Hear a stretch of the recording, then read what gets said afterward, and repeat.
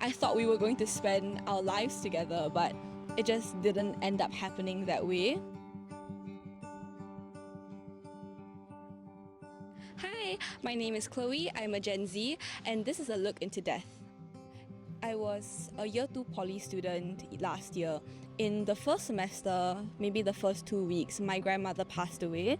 I think it came as quite a shock to us all. My mom came back crying, and then right after that, the funeral processes took place, and it was quite a hard time for our family. I remember crying a lot at the funeral because it took place over a few days, and then right after that, the following semester, one of my best friends passed away as well.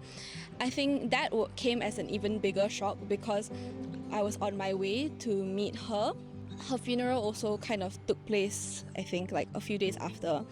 And I remember crying for hours the next few days. It was really a big shock because I've known her since we were kids. It was only recently that we got reunited, and then we didn't really get to spend much time together. So I was really distraught over the fact that I thought we were going to spend our lives together, but it just didn't end up happening that way.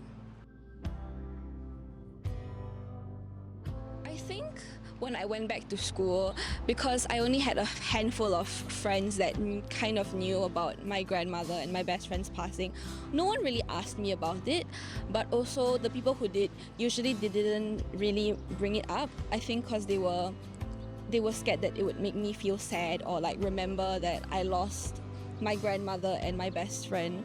The people who did also kind of did say some insensitive things, telling me that my loved one would have wanted me to move on, and it was a little upsetting at times because I felt like they were saying things on their behalf.